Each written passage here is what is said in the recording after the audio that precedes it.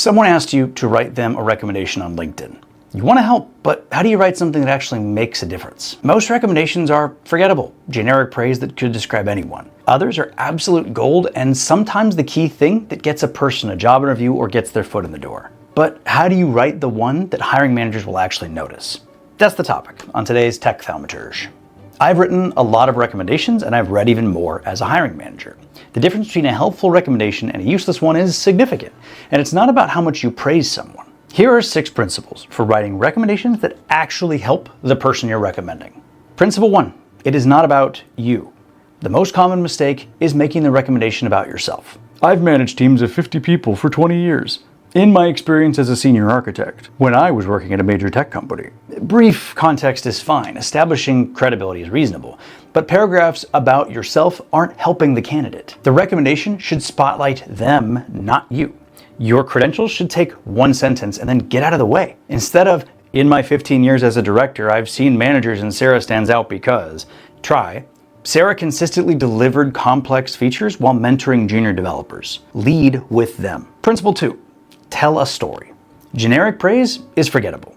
Jason is a great team player with excellent communication skills. Stories are memorable. When our API integration broke 2 days before launch, John coordinated with 3 external teams, identified the root cause, and shipped a fix while keeping stakeholders informed. We launched on time. Stories show someone in action. They demonstrate competence through specifics rather than claiming it through adjectives. Think, what moment exemplifies that this person is good?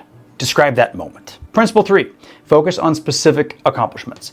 Hiring managers don't care that someone is hardworking or dedicated. Those words are meaningless out of context. What did they accomplish? A weak example. Alex is a talented developer. Strong one. Alex redesigned our authentication system, reducing login failures by 40% and cutting support tickets in half. Specifics convince, abstractions and hyperboles don't.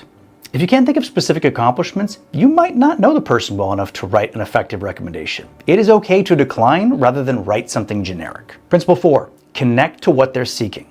A recommendation for a management role should emphasize different things than one for an individual contributor role. If you know what they're applying for, tailor your recommendation. For specific leadership roles, focus on how they influenced others, made decisions, handled conflict, developed team members. For technical roles, focus on their technical judgment, problem solving, architectural decisions, code quality. For new industries, focus on transferable skills and learning ability. Ask the person, what should I emphasize? Good candidates will have thoughts on this. Principle 5, don't sound AI generated.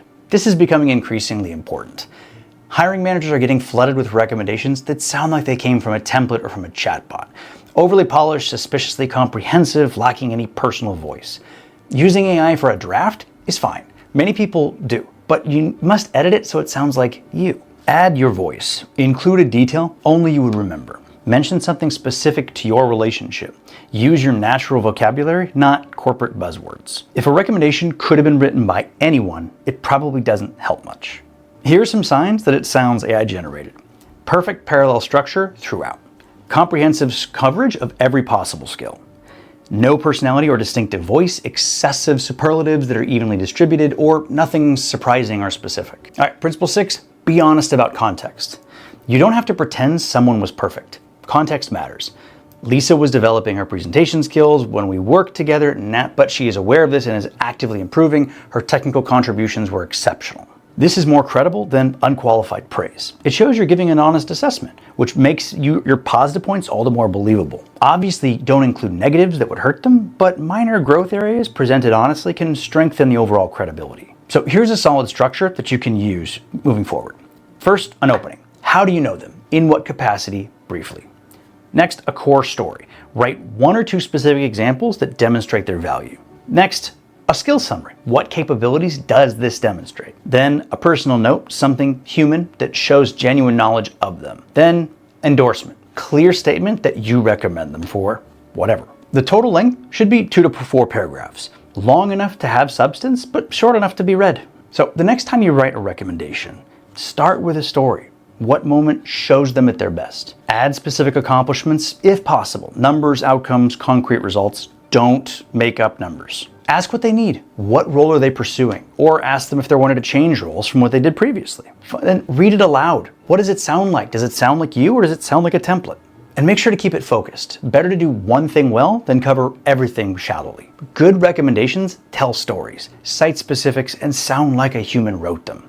Make it about them, not you.